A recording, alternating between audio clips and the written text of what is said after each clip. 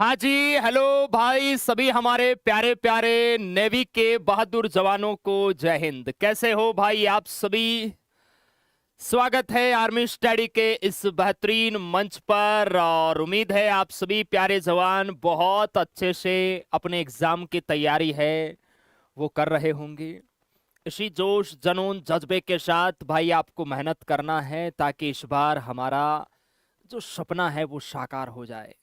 तैयार हो भाई पूरे जोश के साथ? बिल्कुल सर, हम तैयार है। पेपर को आप स्टार्ट कीजिए, ईमानदारी से लगाओ अच्छे से टेस्ट, अपना मूल्यांकन करो भाई। क्या आपका स्कोर रहता है पूरा टेस्ट लगाने के बाद आपको कमेंट सेक्शन में बताना होता है। चलिए, पहला क्वेश्चन आपकी स्क्रीन पर। भारतीय नौसेना के विशेष बल इकाई का नाम आपको बताना है। हमारी जो नौसेना है जिसकी आप सभी जवान तैयारी कर रहे हो भाई, इस नौसेना की विशेष बल इकाई का नाम आपको बताना है। बताओ मेरे प्यारे प्यारे जवानों। बहुत बढ़िया, शाबाश, जय हिंद सर, लव यू भाई, लव यू टू मेरे प्यारे भाई। क्या होगा इसका सही answer? Very good, option A आपका यहां बिल्कुल भाई ठीक होगा, मार्कोस। मार्कोस कमांडो, जिसे मरीन फोर्स के नाम से भी जानते हैं, ये दुनिया का सबसे घातक कमांडो में से एक है मार्कोस कमांडो। मौत का दूसरा नाम मार्कोस कमांडो होता है। समंदर का सिकंदर मार्कोस कमांडो को कहा जाता है। और बहुत जल्द मैं आपको नेवी के एक मार्कोस कमांडो से भी मेरे प्यारे भाई मिलाने वाला हूं।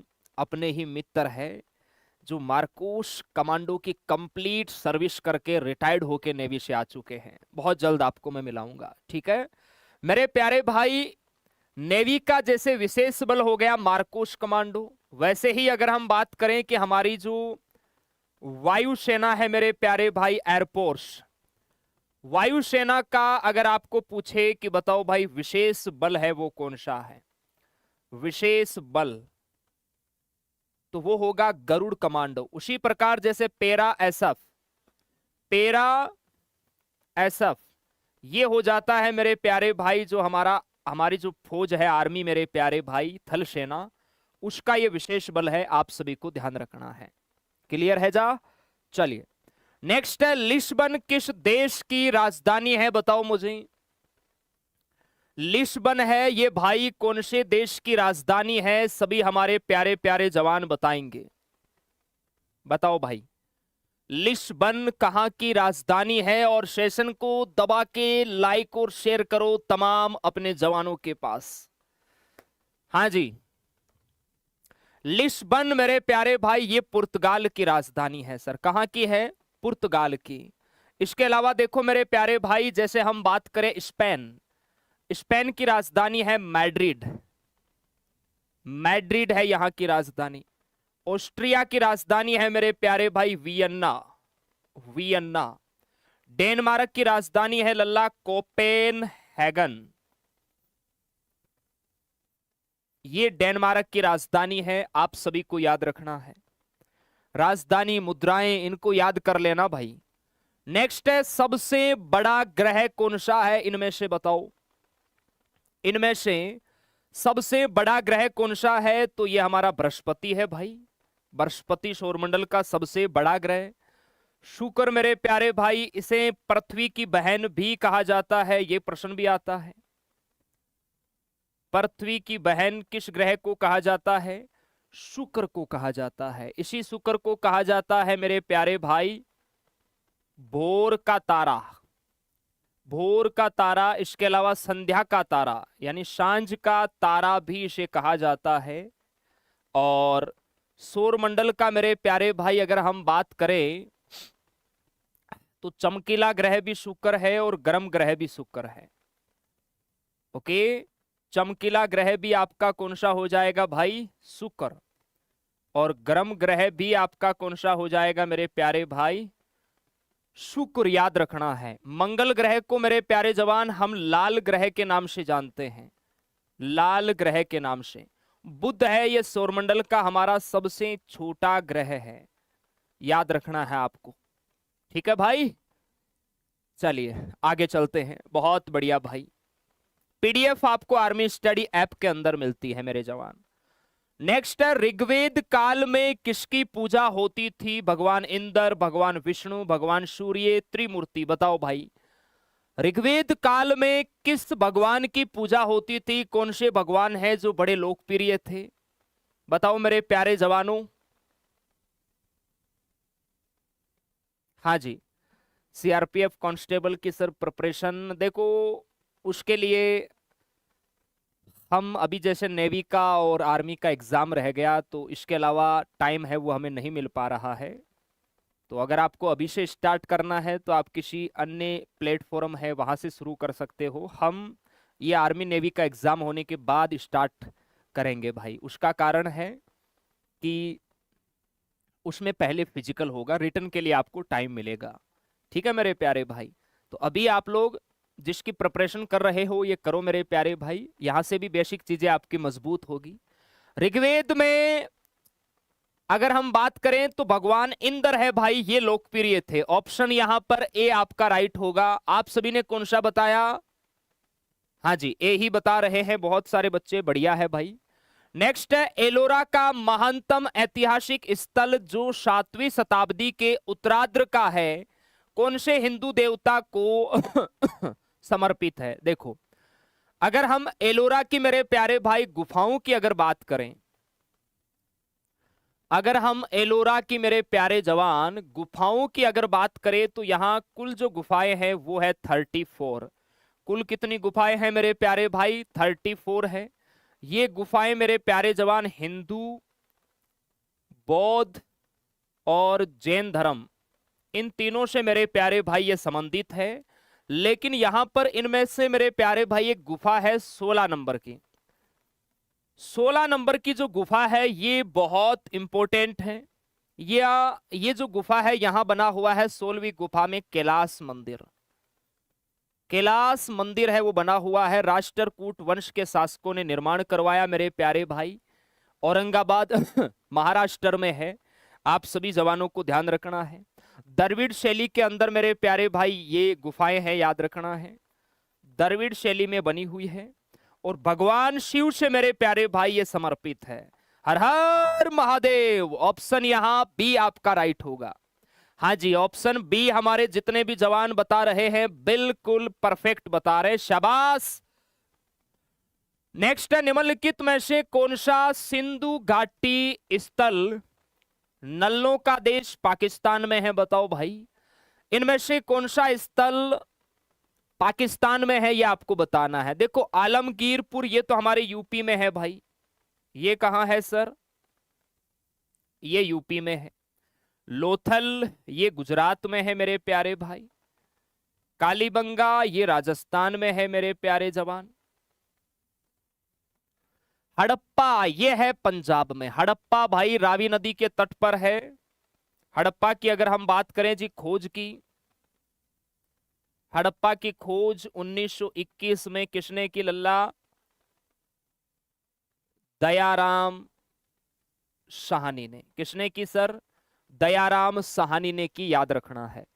चलिए नेक्स्ट है, रन्स एंड रूइंस नामक पुस्तक है वो आपको बताना है किसकी है।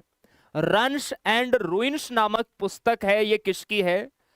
सभी जवान बताएंगे भाई। हाँ, वर्तमान में बिल्कुल औरंगाबाद का नया नाम है, हमारे छत्रपति संभाजी नगर उनके नाम पर रखा गया है भाई, याद रखना है। सभी जवान बताएंगे फटाफट।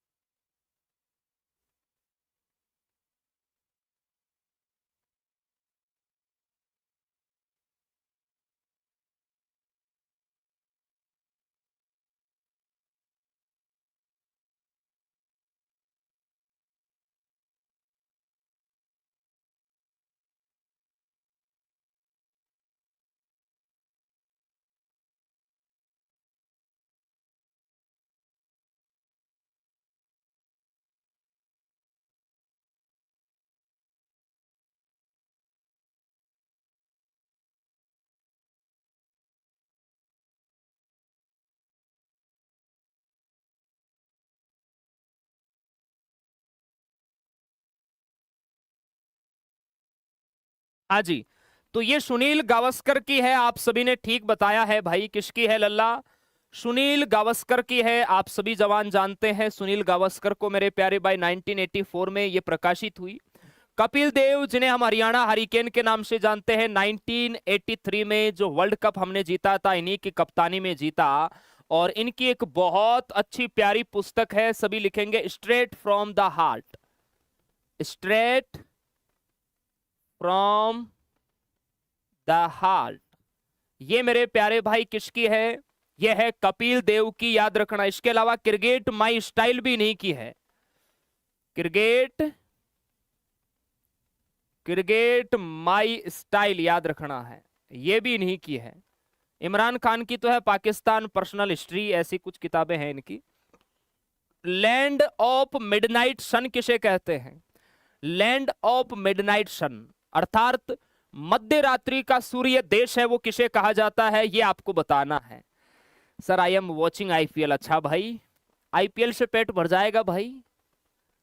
माँ बाप के सपनों की कोई रेस्पेक्ट नहीं है, बस आईपीएल के पीछे पागलों की तरह लगे रहो। भर्तियां हर साल आती है, हर साल जाती है, और जिसको अपने सपनों को साकार करना है वो लगे रहो भाई। ठीक है, बढ़िया है।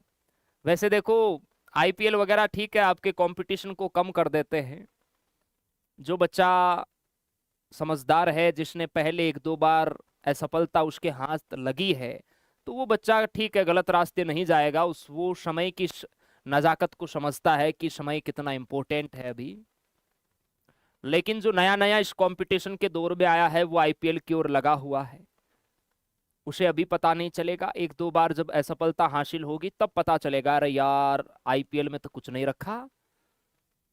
आईपीएल में आप फाइनल है ना, उससे मतलब होना चाहिए, कौन जीतती है कौन हारती है, वहां से प्रश्न आते हैं। बाकी ये बीच में कैसा ही प्रदर्शन करे वो ठीक है, आप लोग अपने आनंद के लिए देखते हो, हम भी देखते हैं, ऐसी बात नहीं। लेकिन फ्री टाइम देखो, हम हेडलाइन देखते हैं, पूरा मैच नहीं देखते। लैंड ऑफ मिडनाइट, ये नॉर्वे को कहते हैं मेरे प्यारे भाई, नॉर्वे को, मध्य रात्रि का सूर्य देश। जापान को मेरे प्यारे भाई हम उगते हुए सूर्य का देश कहते हैं। उगते हुए सूर्य का जो देश है वो किसे कहते हैं लल्ला? जापान को कहते हैं, याद रखना। और डूबते हुए सूर्य का देश किसे कहते हैं बताओ? डूबते हुए सूर्य का देश, डूबते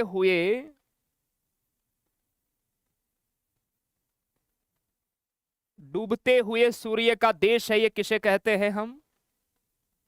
ये कहते हैं लल्ला ब्रिटेन। ब्रिटेन याद रखना है। और भारत में सूर्योदय की भूमि किसे कहते हैं? एक बार कमेंट करना सभी जवान, देखते हैं आप लोगों की तैयारी कैसी है। सभी जवान बताएंगे भारत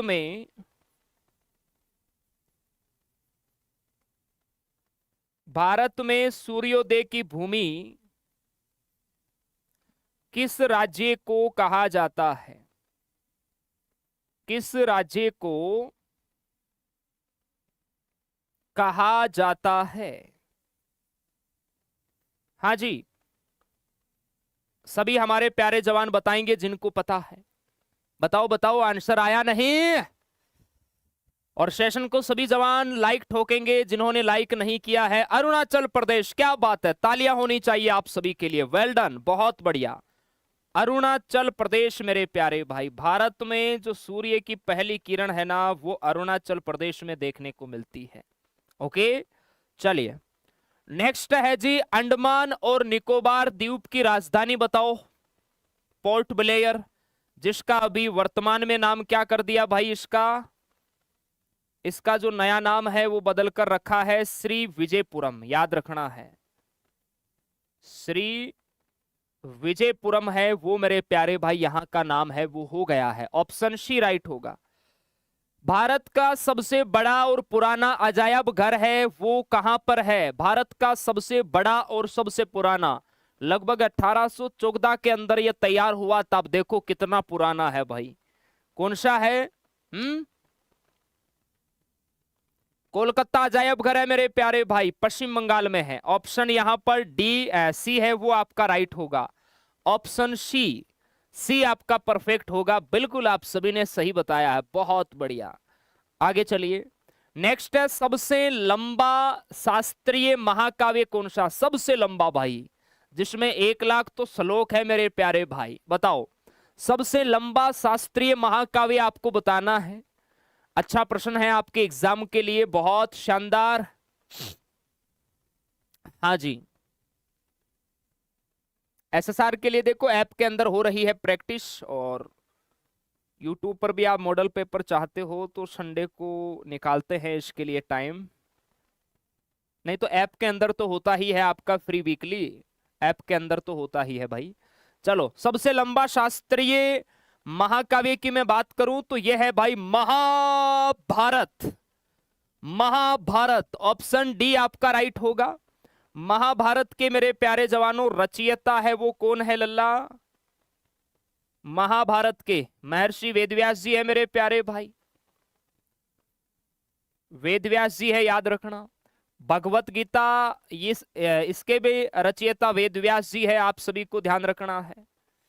ओके, रामायण के महर्षि वाल्मीकि है मेरे प्यारे जवान, वाल्मीकि याद रखना।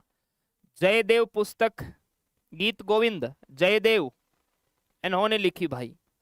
चलो नेक्स्ट है, म्यांमार की आधिकारिक भाषा कौन सी है? म्यांमार की बर्मी है सर।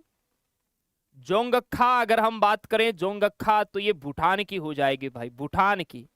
बांग्लादेश की बंगाली है, पश्चिम बंगाल में भी बंगाली है, हिंदी तो काफी जगह देखने को मिलती है। चलो, चंद्रयान 3 के लैंडर का नाम बताओ भाई। चंद्रयान 3 है, ये कब लॉन्च होता है? 14 जुलाई 2022 है या 23 है?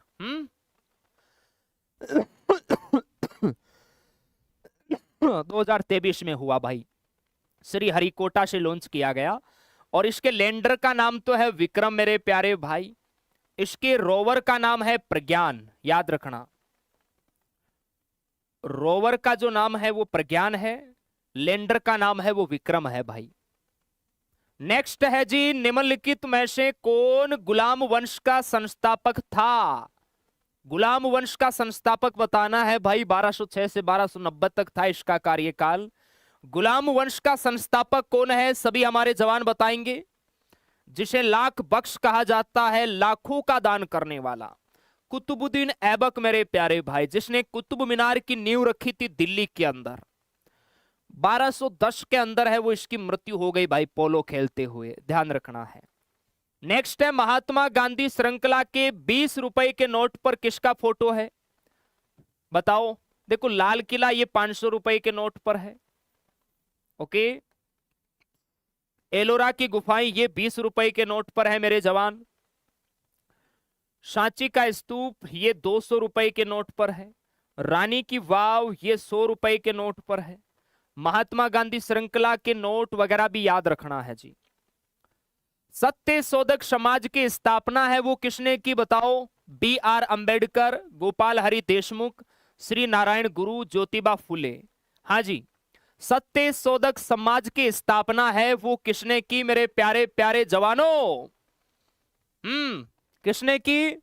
सत्य शोधक समाज की स्थापना ज्योतिबा फुले ने की भाई। इनकी एक प्यारी पुस्तक भी है, ध्यान रखना, गुलामगिरी। इनकी एक अच्छी पुस्तक भी है, गुलामगिरी, याद रखना है जी। चलिए, नौजवान भारत सभा का गठन 1926 में किसने किया? हमारे शहीद आजम भगत सिंह जी ने। स्वराज पार्टी का गठन 1923 में मोतीलाल नेहरू जी ने किया।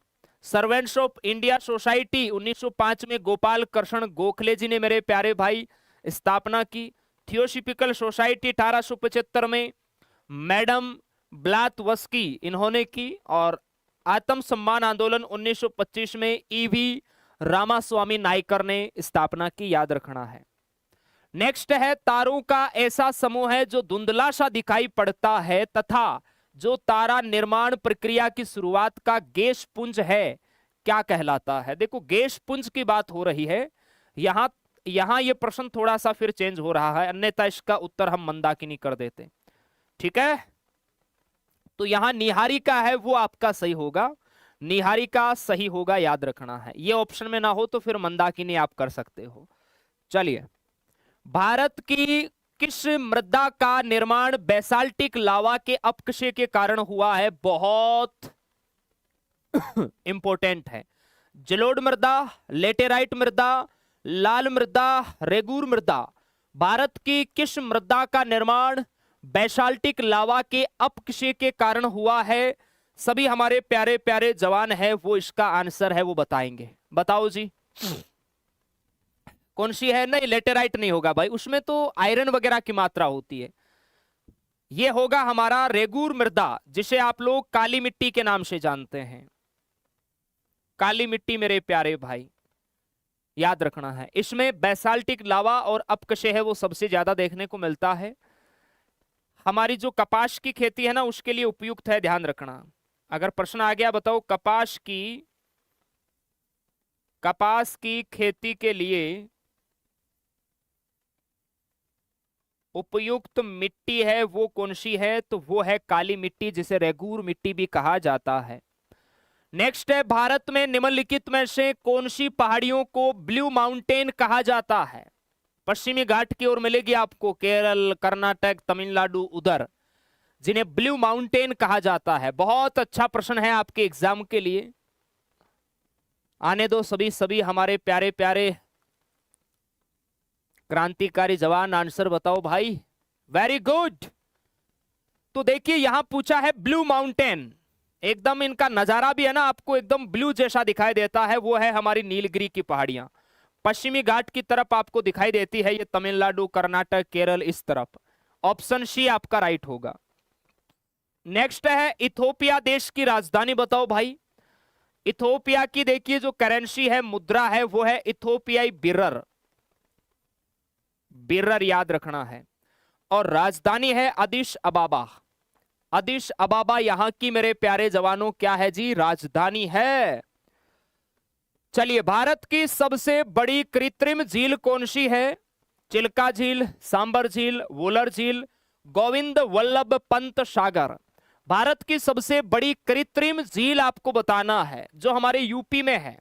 यूपी में है भाई, सोनभद्र जिले में।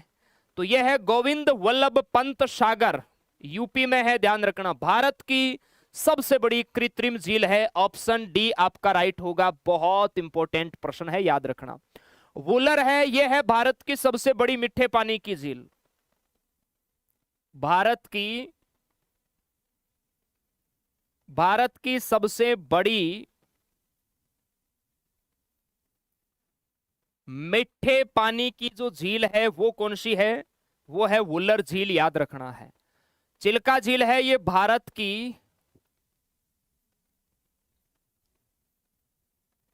की सबसे बड़ी खारे पानी की जो झील है वो कौन सी है लल्ला? चिल्का झील है। नवदीप सिंह, छोटा पटाखा बड़ा धमाका, पैरा एथलीट है मेरे प्यारे भाई। नवदीप सिंह हरियाणा से आता है, इतना सा है, लेकिन कहते हैं ना भाई, जेब में गांधी हो या ना हो, दिल में आंधी होनी चाहिए कामयाबी के लिए। ओलंपिक में मेडल जीता है इन्होंने, हमारे देश का गर्व है, हमारे देश की शान है नवदीप सिंह। पैरा एथलीट है, स्पेशली जेवलियन थ्रो, भाला फेंक से ये संबंधित है मेरे प्यारे भाई। जब इन्होंने पेरिस ओलंपिक 2024 में भाला फेंका ना, तो वहां मैदान पर छोटी मोटी गाली गलौज कर दी थी इन्होंने अपनी हरियाणवी भाषा के अंदर। लेकिन जब कहते हैं ना कि आपके सर पर अगर सफलता का ताज हो ना, तो आपकी गलतियों को नजरअंदाज कर दिया जाता है।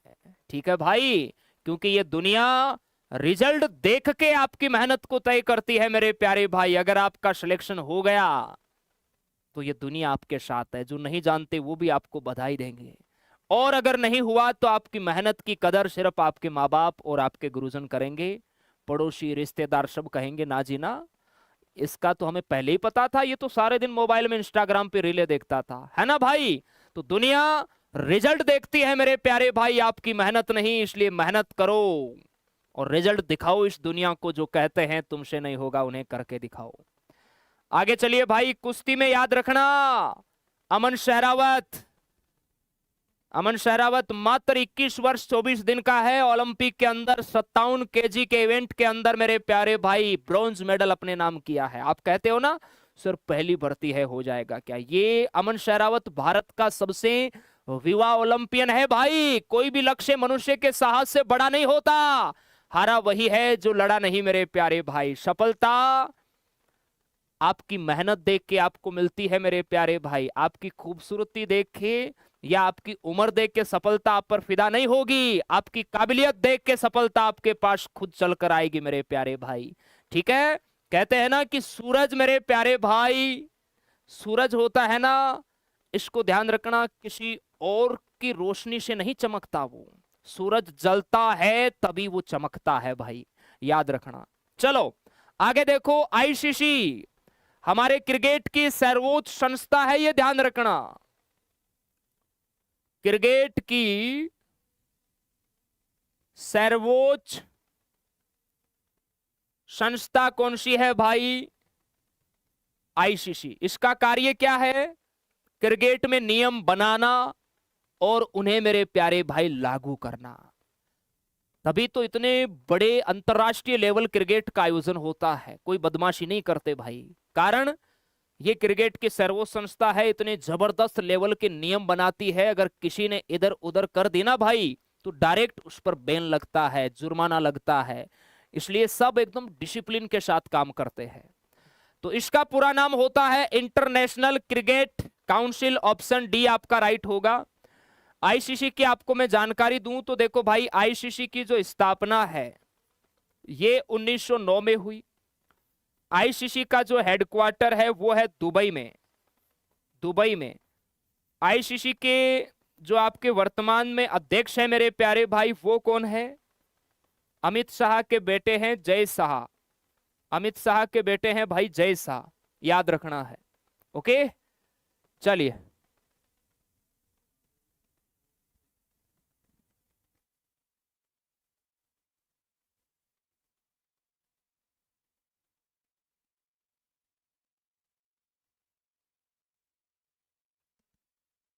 हाँ जी, नेक्स्ट है, निम्न में से किसे दीन बंधु के नाम से जाना जाता है? बताओ, दीन बंधु के नाम से किसे जाना जाता है मेरे प्यारे प्यारे जवानों? सभी बताएंगे क्या होगा इसका राइट आंसर?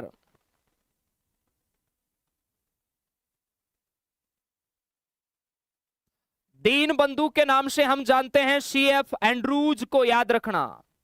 सीआर दास को हम कहते हैं देश बंधु मेरे प्यारे भाई, देश बंधु। लाल बहादुर शास्त्री जी को हम कहते हैं शांति पुरुष के नाम से जानते हैं।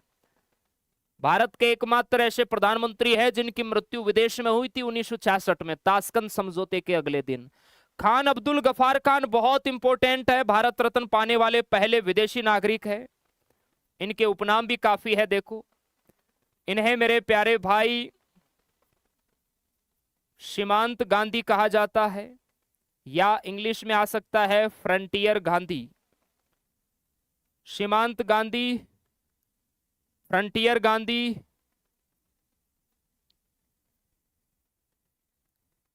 बादशाह खान, बच्चा खान।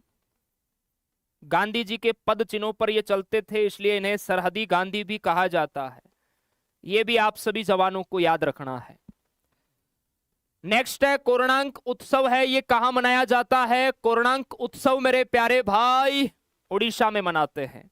उड़ीसा में, याद रखना, उड़ीसा में भगवान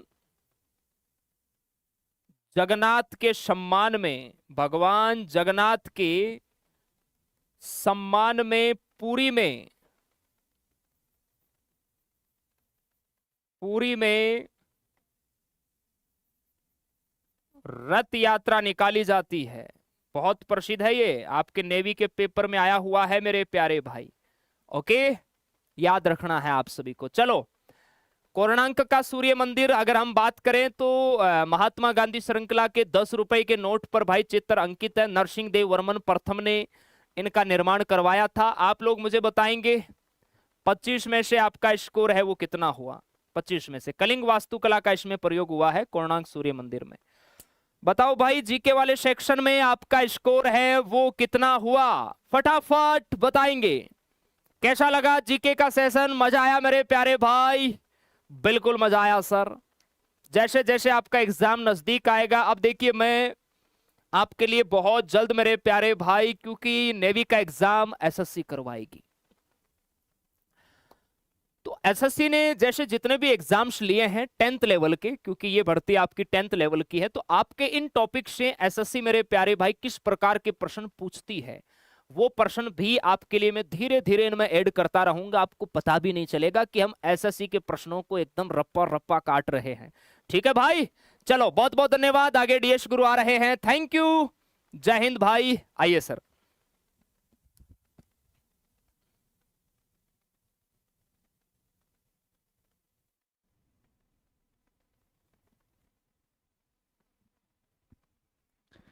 जय हिंद, नमस्कार सभी दोस्तों का एक बार फिर से स्वागत। आर्मी स्टडी के इस दमदार यूट्यूब प्लेटफॉर्म पर आप सभी का स्वागत। उम्मीद आशा है सभी अच्छे होंगे, मस्त होंगे और अपनी तैयारी को और जबरदस्त अंदाज में बढ़िया तरीके से आप आगे बढ़ा रहे होंगे।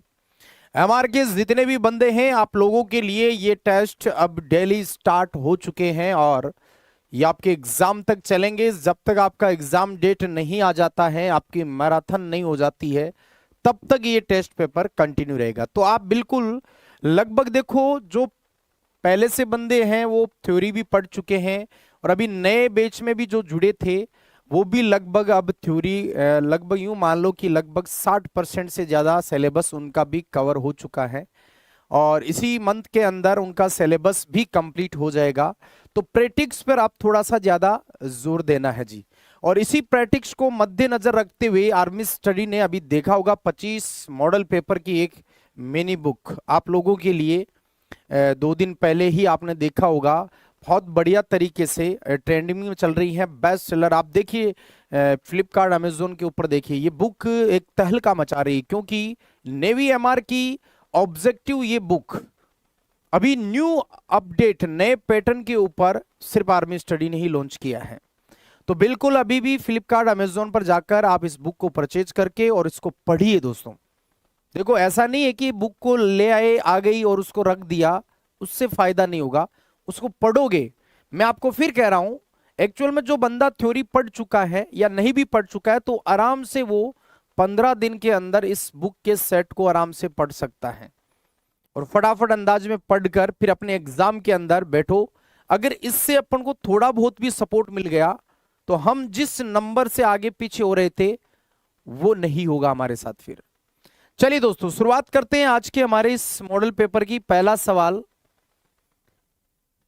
13 सवाल है अपने साइंस के।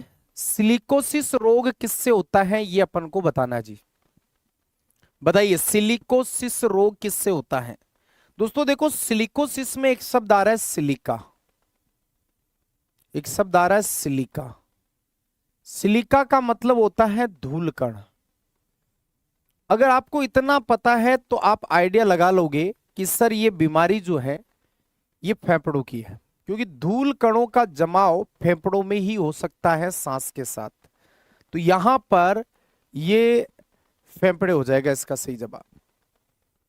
चलिए कुछ मेन देखो, यहां से एक सवाल बनने का पूरा चांस बन रहा है कि पारा की अधिकता से मिनीमाटा रोग होता है, कैडमियम की अधिकता से इटाई रोग होता है, आर्सेनिक की अधिकता से ब्लैक फुट रोग होता है, नाइट्रेट की अधिकता से ब्लू बेबी सिंड्रोम होता है, आयरन की अधिकता से सिडेरोसिस होता है, आयरन की कमी से एनीमिया, और आज का ये सवाल था सिलिका की अधिकता से सिलिकोसिस बीमारी होती है। सांस की बीमारी है। जो श्रमिक होते हैं जो माइंस के अंदर काम करते हैं, अक्सर उनमें सांस की तकलीफ हो जाती है। लेड या सीसा की अधिकता से प्लम्बिज्म होता है। लेड दोस्तों आपको पता है एक टॉक्सिन मेटल है, एक जहरीली धातु होती है, तो ये भी आपको थोड़ा ध्यान रखना है। मैग्नीशियम हाइड्रोक्साइड का उपयोग किस रूप में किया जाता है, किण्वन कारक के रूप में, प्रति अम्ल के रूप में, अपचय कारक के रूप में या औक्षिक कारक के रूप में। बताइए, मैग्नीशियम हाइड्रोक्साइड का उपयोग किस रूप में किया जाता है? दोस्तों, मैग्नीशियम हाइड्रोक्साइड का सूत्र क्या होगा?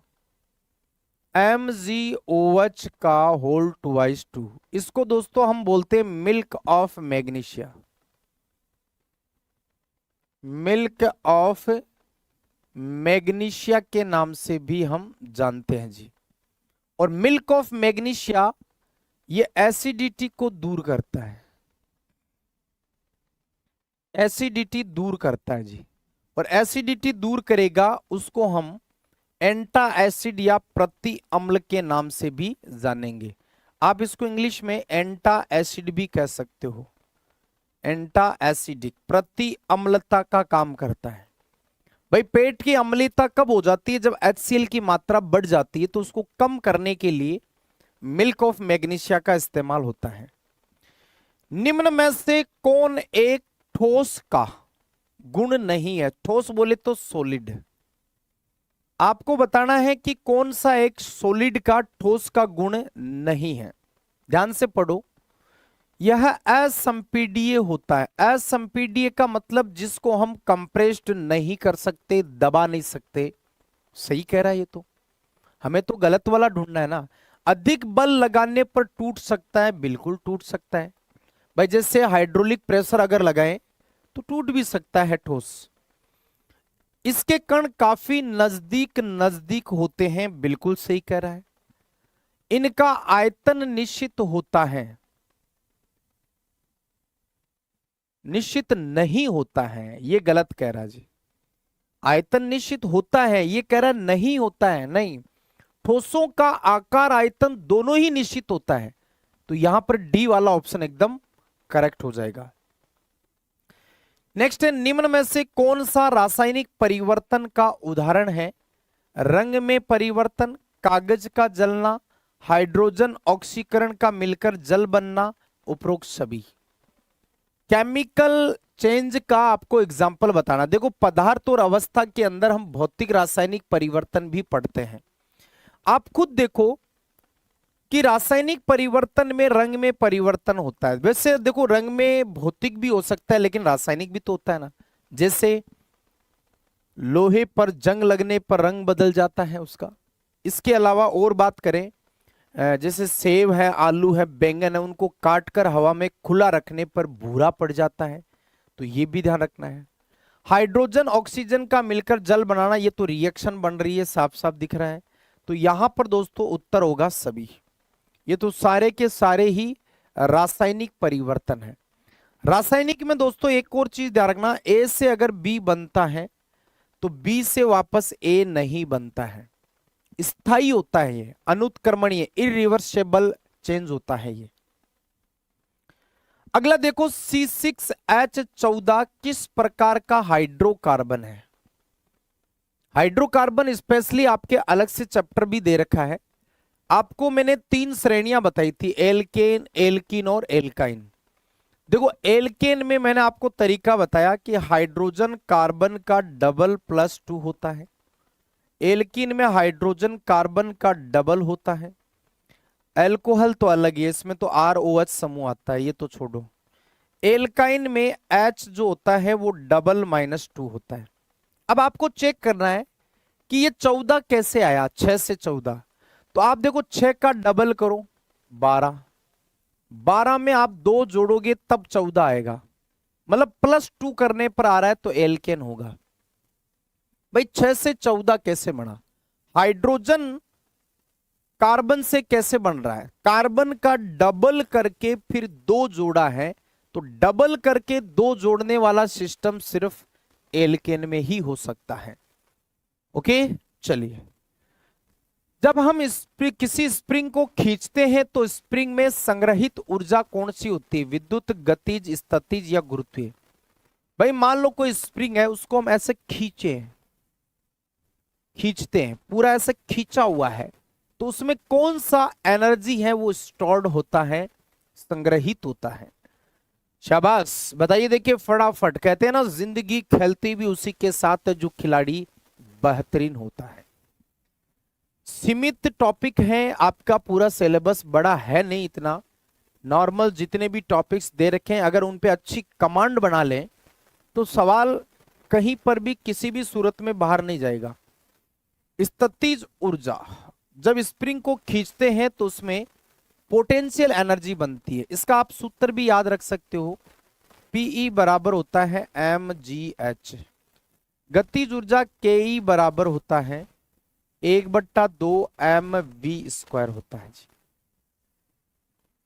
चलिए आगे बढ़ते हैं। सार्वत्रिक गुरुत्वीय स्थिरांक जिसको जी बोलते हैं, उसका एसआई मात्रक क्या होगा? देखो, हम जब गुरुत्वाकर्षण बल पढ़ते हैं अक्सर उसके अंदर हम इस जी का भी जिक्र करते हैं, आपने देखा होगा। जी का सूत्र होता है दोस्तों F गुणा r² बट्टा m1 m2। अगर आपको ये फॉर्मूला याद है तो आप इसका जी का यूनिट बना सकते हो। कैसे? बल का होगा न्यूटन, ये है आपके त्रिज्या, तो मीटर स्क्वायर हो जाएगा, r² है तो केजी इंटू केजी, ये केजी का स्क्वायर बन जाएगा, ये यूनिट बन जाएगा जी। न्यूटन मीटर स्क्वायर पर केजी का स्क्वायर, सी वाला ऑप्शन एकदम फिट बैठ रहा है जी। तो फॉर्मूले पर ही यूनिट्स तैयार हो जाएगी आपकी, इसलिए कह रहा हूं फॉर्मूले को थोड़ा अच्छे से याद करने का कोशिश करें। चलिए, निम्न को सुमेलित करना है। देखो, सुमेलित करना, कथन वाला, सही गलत, ये 3 टाइप के ऐसे पैटर्न पे आधारित क्वेश्चन है जो अभी लेटेस्ट हर एग्जामों में पूछे जा रहे हैं, तो हमें भी तैयार होना होगा इन सवालों के लिए। चलो हम यहां पर एक बार लिख के उसके बाद में उत्तर का मैच कर लेंगे। आप तो ना वहां पर टाइम बचाने का प्रयास करना। देखो इधर, वॉशिंग सोडा होता है सोडियम कार्बोनेट, फर्स्ट का 4 नंबर होगा, तो यहां पर फर्स्ट का 4 नंबर है, तो ये 2 तो गलत कर दो, फर्स्ट का 4 नंबर।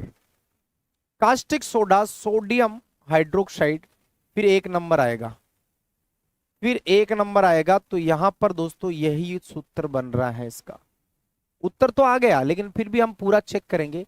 नीला थोथा copper sulphate 2 number, hypo sodium thiosulphate 3 number, तो 4 1 4 1 2 3 4 1 2 3, मतलब बी वाला ऑप्शन एकदम करेक्ट बैठा है जिसका। ओके, चलिए, निम्न इलेक्ट्रॉनिक विन्यास किस तत्व को सूचित करता है? आपके सामने एक इलेक्ट्रॉनिक विन्यास बना के दिया हुआ है। देखो, अगर ऐसा बना के दिया हुआ है तो ये सेकंडों का सवाल है। कैसे है सेकंडों का? आप ऊपर लिखे हुए इलेक्ट्रॉन है ना, जैसे 2, यहां पर भी 2 है, ये लिखा नहीं है, ये 6 है और ये 1 है, इनको आप जोड़ लो फटाफट। 2 2 4 6 10 और 1 11, और 11 पर कौन आता है जी? 11 पर सर सोडियम आता है। बस सीधा सा है। ऊपर इलेक्ट्रॉनिक विन्यास अगर आपको इस तरीके से दे रखा है तो ऊपर लिखे हुए इलेक्ट्रॉन को जोड़ लो आप, कितना आ रहा है उतने परमाणु क्रमांक पे कौन आता है उसको आप चेक कर लो। लाल दवा का रासायनिक सूत्र क्या होगा? KOH KMnO4 FeS2 SgNO3। वैसे देखो, ये चारों ही सूत्र अपने आप में एक तकड़े सवाल बना सकते हैं। ये होता है दोस्तों, इसको लूनर कास्टिक बोला जाता है, लूनर कास्टिक। इसको आयरन पाइराइटिस बोला जाता है। इसको कास्टिक पोटास कहा जाता है और इसको लाल दवा कहा जाता है। ये हो जाएगा जी लाल दवा, KMnO4 हो जाएगा। तो पोटेशियम पर मैग्नेट लाल दवा का सूत्र ये होगा। कीटाणुनाशक के रूप में इसका इस्तेमाल होता है, ये अपन को ध्यान रखना है। कोल्लू के बेल की गति होती है वृत्ताकार, घूर्णन, आवर्त या रेखीय? बताओ भाई, कोल्लू के बेल की गति किस प्रकार की गति है, ये आपको बताना है जी। कोल्लू के बेल की गति, तो भाई कोल्लू का बेल होता है ना, एक लट्ठा होता है, उसके चारों तरफ कोल्लू का बेल घूमता है।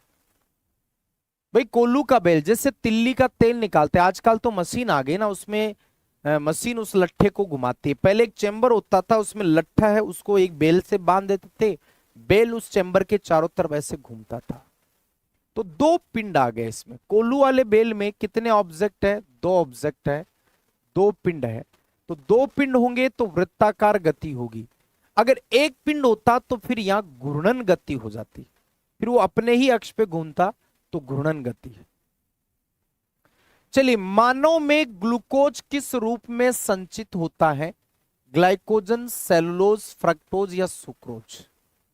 भाई हमारे अंदर जैसे मान लो हम भोजन करते हैं तो जटिल से सरल बनता है, सरल जो चीज बन रहा है वो ग्लूकोज बन रहा है।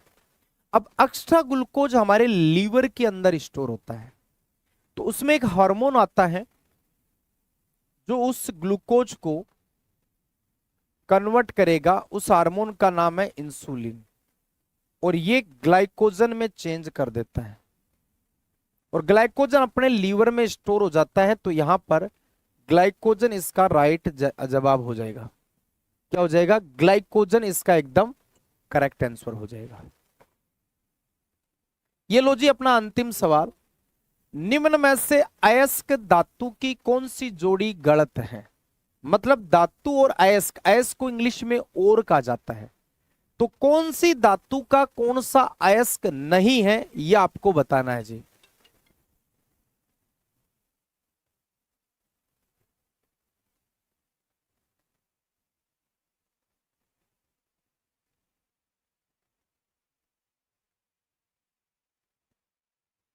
ये लेना सीसा, कॉपर पायराइटिज, कॉपर सही है, दोनों सही है। सिनेबार निकल, ये गलत है जी। सिनेबार दोस्तों पारा का होता है, ध्यान रखना। मैग्नेटाइट लोहे का, ये सही है। तो सी वाला ऑप्शन एकदम गलत होगा जी, क्योंकि सिनेबार पारा का होता है। अब आपको बताना है आज के हमारे इस सेशन में 13 में से आपने कितने सवालों पर बाजी मारा है। और एक बार मैं फिर बता दूं, जो मिनी प्रैक्टिस बुक है एमआर की स्पेशल, जो फर्स्ट बार आर्मी स्टडी ने लॉन्च की है, उसमें 25 सेट है, 20 आपके पूरी थ्योरी सहित और 5 है सीधे। तो उनको आप पढ़िए, पढ़ने के बाद मजा आएगा कि हाँ हमारी तैयारी और मजबूत हुई कि नहीं हुई। चलिए दोस्तों, अगले सेशन में बात करेंगे और नए सवालों के साथ। बस जुड़े रहिए आर्मी स्टडी के संग और पेपर लगाओ पूरा ईमानदारी के साथ। जय हिंद, जय भारत।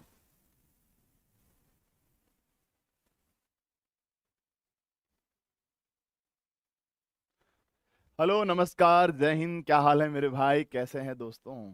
सर बड़े अच्छे हैं, जोरदार हैं, जबरदस्त हैं। कैसे हैं दोस्तों? माँ भारती के सभी वीर जवानों का आर्मी स्टडी के इस बेहतरीन मंच पे मैं बीएस सर वार्म वेलकम करता हूं। नमः पार्वती पतये हर हर महादेव। चलिए स्टार्ट करते हैं आज का सेशन। हमारा पहला सवाल आपकी स्क्रीन पर है दोस्तों, फटाफट से आने दीजिएगा क्वेश्चन का आंसर। देखते हैं कौन देता है? बताओ मेरे भाई, तैयार हो ना? बोलो yes sir, we are ready sir, आ जाइए सर। चलिए पहला सवाल जो कि मैंने कल होमवर्क दिया था, मैंने कहा था कि भैया हम इसे अपनी जो नेक्स्ट क्लास होगी उसमें डिस्कस करेंगे। तो अच्छा सवाल आपके सामने देखिए। एक वृक्ष की ऊंचाई 80 मीटर है और उसके आधार पर कितनी दूर स्थित किसी बिंदु का शिखर से उन्नयन कोण 45 डिग्री होगा। मेरे भाई एक चीज ध्यान रखिएगा कि ये एक आपके पास पेड़ है सर, जिसकी ऊंचाई कितनी है सर? आपके पास 80 मीटर है, और ये इसके साथ उन्नयन कोण बना रहा है 45 डिग्री का। अब कह रहा है आधार पर कितनी दूर स्थित एक बिंदु का शिखर के उन्नयन कोण वो 45 डिग्री। सर इसका वैल्यू निकालना है। आपको एक चीज बता देता हूं मेरे भाई, अगर ये 45 डिग्री है ना, तो भैया ये दोनों आपस में क्या होते हैं, ये वाली वैल्यू इस वैल्यू के समान होती है सर। यानी आप डायरेक्ट क्या लिख सकते हैं? 80। डायरेक्ट क्या लिख सकते हैं? 80। अब आप कहेंगे सर ये कैसे आया सर? तो मेरे भाई यहां पे ये आपका कर्ण है, ये आपका आधार है, ये लंब है। दोस्तों tan 45 का मान लंब बटा आधार होता है। लंब बटा क्या होता है? आधार। यानी मेरे भाई 80 बटा कितना रहा? x। tan 45 का मान कितना रहा? 1। 80 बटा x।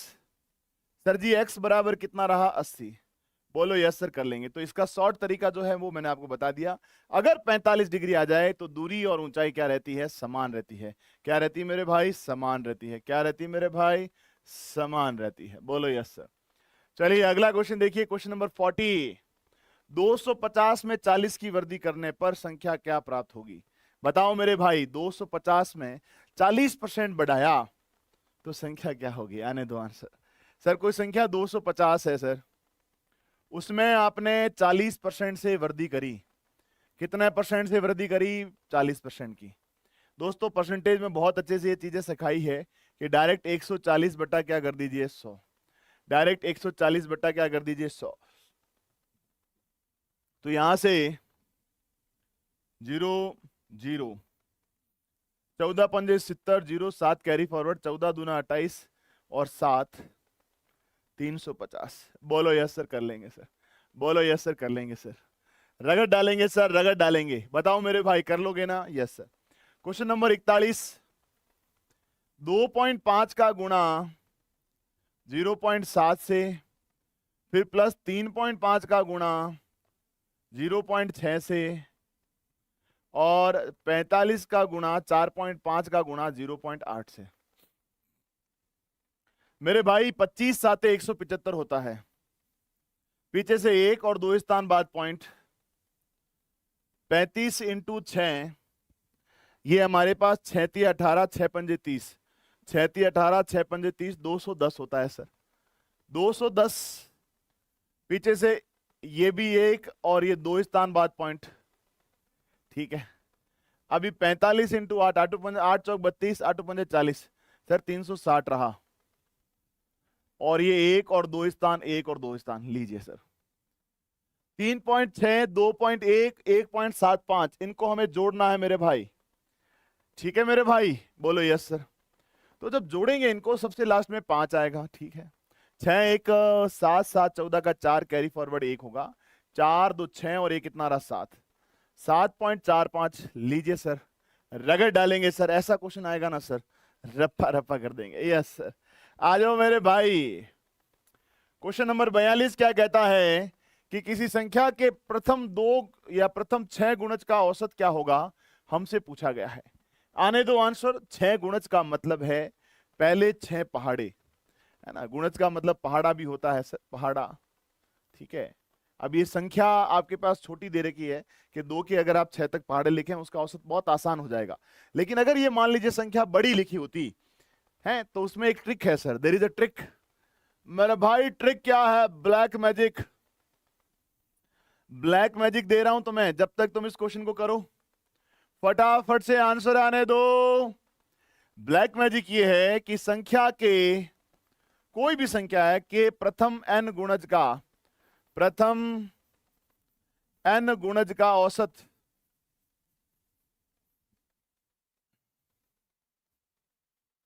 वो आपके पास संख्या गुणा n+1/2 होता है। संख्या गुणा n+1 बटा क्या होता है 2। ध्यान रखिएगा, संख्या के प्रथम n गुणज का औसत, संख्या के प्रथम n गुणज का औसत,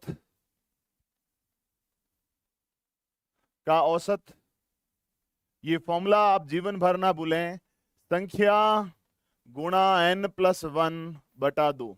अब यहां पे आपके पास संख्या कितनी है दोस्तों? संख्या आपके पास 2 है लाडले, n कितना है सर? 6 है। तो मेरे भाई औसत जो रहेगा, औसत जो रहेगा वो संख्या गुणा n+1/2, यानी दोस्तों यहां से 2 गुणा 6 + 1/2 रहा। तो भैया यहां से 2 से 2 कट गया, हमारे पास कितना रहा सर? 7। लीजिए सर, इस क्वेश्चन का आंसर क्या रहेगा? Option number A will be the right answer for the question. Yes sir, ठीक है, यस सर। चलो भाई साहब, बहुत आसान क्वेश्चन है, अगर आप थोड़ा सा साधारण तरीके से करेंगे क्वेश्चन हो जाएगा, है ना। बहुत आसान सवाल है, ये फॉर्मूला याद रखना है। कई लोग बोलेंगे सर 2 का पहाड़ा ऐसे भी तो ले सकते हैं, 2 एकम 2 और 2 का 6 का गुणज 12, इनका योग 2 + 12/2 कर दो सर, 14/2 करो 7, ये ऐसे भी कर सकते हैं। जैसे करना आंसर लाना है भाई। क्वेश्चन नंबर 43, लैंग्वेज थोड़ी सी है, बाकी तो कुछ क्वेश्चन नहीं है, ध्यान से देखोगे समझ में आएगा। आशा लक्ष्मी से 4 साल की अवधि के लिए 52,000 रुपए उधार लेती है। आशा को 4 साल के अंत में 20,800 रुपए ब्याज देना है। वार्षिक ब्याज दर बतानी है। क्या बताना है? दर। दोस्तों क्या बताना है दर, आंसर निकालो फटाफट से। मैं तो धीरे धीरे आपके सामने फॉर्मूला लिखता हूं सर। साधारण ब्याज गुणा 100 बटा मूलधन इनटू क्या रहता है लाडले, समय। मेरे भाई बोलो यस सर। तो यहां से आपके पास साधारण ब्याज कितना है 20,800। साधारण ब्याज कितना है 20,800 गुणा 100, है ना। आशा लक्ष्मी से उधार लेती है, कितना लेती है 52,000 रुपए। मूलधन कितना है 52,000। मूलधन कितना है सर 52,000। ब्याज कितना है सर, ब्याज हमारे पास 20,800 है सर। समय कितना है सर, टी टाइम कितना है सर 4 वर्ष है। लीजिए सर 4 नीचे आया। तो यहां से आपके पास देखिएगा 3 जीरो से 3 जीरो कट गए, बोलो यस सर, बोलो यस सर। और मेरे भाई 52 के पाड़े से ये गया 40 बार, ठीक है। अभी 40 में किसका भाग देना है 4 का। राइट आंसर क्या रहेगा, रेट ऑफ इंटरेस्ट 10%। दर कितना रहेगा 10% रहेगा सर। दर कितना रहेगा लाला 10% रहेगा। बोलो यस सर, रगड़ डालेंगे सर, रगड़ डालेंगे, रप्पा रप्पा कर देंगे सर। आ जाओ अगला सवाल। 3 संख्याओं का अनुपात 6, 7, 8 है। यदि तीनों संख्याओं का योग 420 है, 3 संख्याओं में सबसे छोटी संख्या क्या है। आपके पास रेशियो दे रखा है 6:7:8, उनका योग दे रखा है 420। मेरे भाई, मेरे प्यारे शेर, मेरे प्यारे वीर जवानों, बताना है सबसे छोटी संख्या क्या है। बताओ मेरे भाई। अगर आपके पास ए, बी और सी 6:7:8 है, आपके पास ए प्लस बी प्लस सी 420 है। कितना है सर 420 है। ए प्लस बी प्लस सी कितना है सर 420 है। मेरे प्यारे वीर जवान, मेरे प्यारे लाडले, आप यहां पे एक सिंपल सा काम करो कि सर ये 6 प्लस 7 प्लस 8 ये सभी रेशियो में है ना सर। आर रेशियो कितना है सर 420 है सर। तो 6, 7, 13 और 8 21 रेशियो बराबर 420। मेरे भाई एक रेशियो का मान कितना रहा 420 बटा 21 दूना 42 सर 20 रहा। एक रेशियो का मान कितना रहा 20। मैंने कहा सबसे छोटी संख्या बताइए गुरुदेव। छोटी ये रही 6। तो 6 रेशियो बराबर 20 गुणा 6। 20 गुणा 6 कितना रहेगा 120। बोलो यस सर, रगड़ डालेंगे सर। क्या रगड़ डालेंगे, क्या रगड़ डालेंगे सर, रप्पा रप्पा कर देंगे सर। हाँ आ जाओ, अच्छा सवाल। 2 बिंदु दे रखे हैं -8,13 x,7 से खींचे जाने वाले रेखाखंड का मध्य बिंदु का निर्देशांक भी दे रखा है 4,10। x का मान, मेरे भाई जिसने भी हमारा बैच परचेज किया है उसको पता होगा, निर्देशांक ज्यामिति में यह बात मैंने बताई है कि -8,13 और ये x,7 है। यहां पे अगर आपको मध्य बिंदु निकालना है ना सर, मध्य बिंदु, तो मध्य बिंदु के निर्देशांक जो होता है ना सर, वो x1 प्लस x2 बटा 2 y1 प्लस y2 बटा 2। अब आप इतना चौड़ा चौड़ा क्यों लिख रहे हो, क्योंकि भैया मध्य बिंदु के निर्देशांक दे रखे हैं बराबर 4 और बराबर 10। 4,10 दे रखे हैं सर। अभी हमें सिर्फ 4 काम लेना, कारण क्या है कि सर हमें x का मान निकालना। तो x1 plus x2 -8 plus x बटा 2 बराबर कितना है लाडले 4। ईमानदारी से दिल पे हाथ रख के बोलना यस, निर्देशांक ज्यामिति बीएस सर ने पढ़ाई है। बताइए मेरे भाई क्लास में, और तुमने पढ़ी है और करी है तो मेरे भाई आंसर आने दो। 4 दूनी कितना रहा 8, -8 प्लस x बराबर 8। अभी आप में से कई ज्ञानी बाबा ऐसे हैं जो इस 8 से 8 को काटेंगे, लेकिन ऐसे मत करना मेरे भाई, ऐसे मत करना। -8 इधर आएगा तो किसका होगा प्लस का। तो x बराबर 8 प्लस 8 कितना रहा sir 16। The value of x is what 16। तो ध्यान रखिएगा। अच्छा ये वाला प्रूफ करके बताऊं। हाँ 7 और 13 कितना होता है 7 प्लस 13 20 बटा 2। 20 बटा 2 कितना होता है 10। ये प्रूफ भी कर दिया। पर आप तो सीधा आंसर निकालिए ना भाई। मध्य बिंदु यानी x1 प्लस x2 बटा 2 y1 प्लस y2 बटा 2 है ना। बेटा थोड़ा लेवल बढ़ाना पड़ेगा ना, रोज रोज इजी चीजें थोड़ी बताएंगे भाई। हमेशा इजी इजी बताऊंगा, तुम खुद कहोगे सर ये तो बहुत इजी है। -8 प्लस एक्स बटा 2 बराबर 4, 4 दूनी 8, ये माइनस का 8 इधर आएगा तो प्लस का होगा, 8 प्लस 8 कितना होगा 16। ध्यान रखिएगा, घोट के पी लो, घोट के पी लो मेरे लाडले। चलो भाई साहब, अच्छा सवाल है ये भी भाई। 2 कॉट थीटा बराबर 3 है, तो कॉट थीटा बराबर क्या रहा सर 3/2। अच्छा चलो बढ़िया है, अब इसका आंसर आने दो भाई। अच्छा सवाल है ये, बहुत अच्छा सवाल है, तुम निकालो। मैं फॉर्मूला बताता हूं सर। कॉट थीटा बराबर क्या होता है सर, कॉस थीटा बटा साइन थीटा होता है सर। सर कहना क्या चाहते हो, कहना क्या चाहते हो सर? मैं कहना चाहता हूं भाई साहब, ऊपर वाली टर्म और नीचे वाली टर्म को तुमने 1/sin से गुणा करवाया। ऊपर भी 1/sin थीटा से गुणा कराया, नीचे भी 1/sin थीटा से गुणा। ये करो आप, है ना। हाँ मुगेम बहुत खुश हुआ, ये चीजें मैंने बताई है भाई, ये मैंने पढ़ाया है एडवांस मैथ में, तो भैया शर्म हम भी नहीं कर रहे पढ़ाने में। तो 2 cos थीटा बटा क्या रहा साइन थीटा, ध्यान से, माइनस साइन थीटा बटा साइन थीटा, और ये के ये नीचे रहेगा, होगा क्या बस 2 cos थीटा बटा sine theta plus sine theta बटा साइन थीटा। क्या सर ऐसा करने से क्या होगा? भाई साहब बहुत कुछ होगा। पहला तो ये चीज राम राम राम खत्म, फिर दूसरा चीज cos बटा साइन हमारे पास है सर, कहाँ है? ये रहा ना, देख बेटा 3/2, तो सर 2 गुणा 3/2 -1, फिर 2 गुणा 3/2 +1। मेरे भाई मेरे प्यारे वीर जवानों, यहां से आपके पास देखो 2 से 2 टाटा बाय बाय, 2 से 2 टाटा बाय बाय, 3 में से 1 घटाए कितना रहा 2, 3 में 1 जोड़ा 4, सर 1/2 रहा। क्या रहा लाडले? 1/2। क्या रहा मेरे भाई? 1/2। बोलो यस सर। चलिए निम्न में एक रेखीय बहुपद, रेखीय बहुपद यानी लीनियर इक्वेशन की बात कर रहा है। रेखीय बहुपद आप लोगों को पता क्या होता है? ax + by + c = 0, जहां पे a b c आपके अचर होते हैं, x y आपके चर होते हैं। और ये जरूरी नहीं कि इसमें यहाँ पे जो है घात में कुछ होगा, घात में कुछ नहीं होता, ये ध्यान रखिएगा। इसे सॉल्व करोगे तो आप कहोगे 2y की घात -1, ये गलत है सर, ये गलत है सर, ये गलत है, ये बिल्कुल परफेक्ट है। कोई कहेगा सर इसमें तो x है ही नहीं, तो सर 2y जो है ना, इसे तुम 0x + 2y + 0 लिख सकते हो, और ये देखिए इस फॉर्मेट में आ गया बराबर 0। तो ये एक रेखीय बहुपद है, ये एक रेखीय बहुपद है। आप क्वेश्चन को देखोगे, देखते ही बता दोगे आंसर ये रहेगा। आ जाइए, निम्न में एक अपरिमेय संख्या नहीं है, ध्यान रखना, अपरिमेय संख्या नहीं है।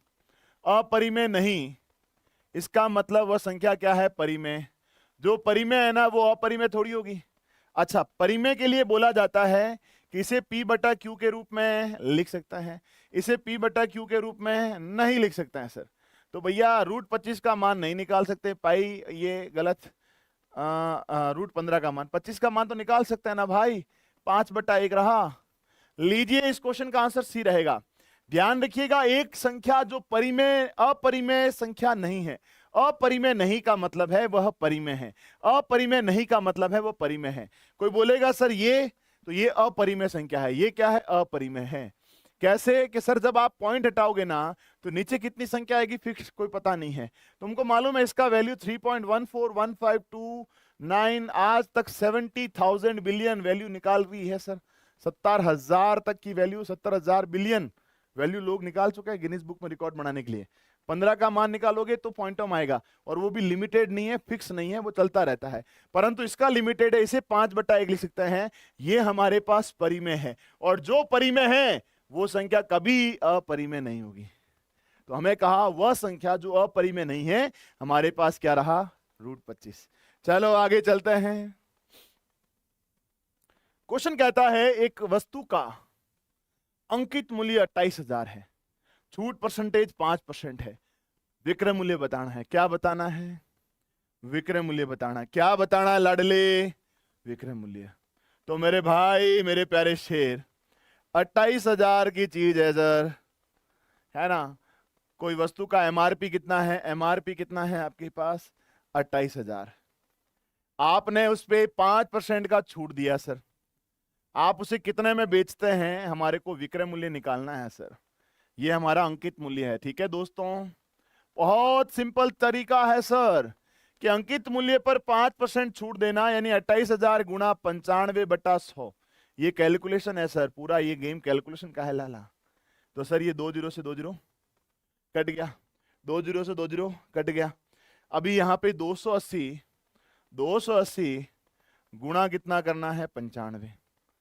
ठीक है जी, तो एक बात तो कंफर्म है, 1 0 फिर पीछे 1 0 और आएगा, और ये जो भी है 30,000 तो नहीं आएगा, 10,000 भी नहीं आएगा, 26,600 आ सकता है सर। 26,600। इस क्वेश्चन का आंसर ये रहेगा। चलो कर लोगे ना? बोलो यस सर। आ जाओ भैया नेक्स्ट क्वेश्चन। अगर तुम ये क्वेश्चन नहीं कर पा रहे हो तो सर सोचने का विषय है सर। सर सोचने का विषय है सर, सोचने का समय आ गया भाई। 3 4 5 15 का चौथा अनुपात, 3 4 15 का चौथा अनुपात यानी x निकालना है सर। बताओ मेरे भाई, 3 4 15 और ये x है सर। मेरे भाई मध्य पदों का गुणा बराबर बाह्य पदों का गुणा, 4 गुणा 15 बराबर 3 गुणा x रहा सर। तो सर जी यहाँ से x बराबर 15 3 45 चौका 60, 60 में 3 का भाग दो, कितना रहा लाडले? 20। द वैल्यू ऑफ x बराबर कितना रहा मेरे भाई? 20। अब बताओ आज के पेपर में आपके 12 में से कितने सही हो रहे हैं, और टोटल हमारे जो है पेपर में आपके कितने सही हो रहे हैं? ठीक है मेरे भाई, बोलो यस सर। सभी को बहुत सारा प्यार, love you all, take care, Radhe Radhe.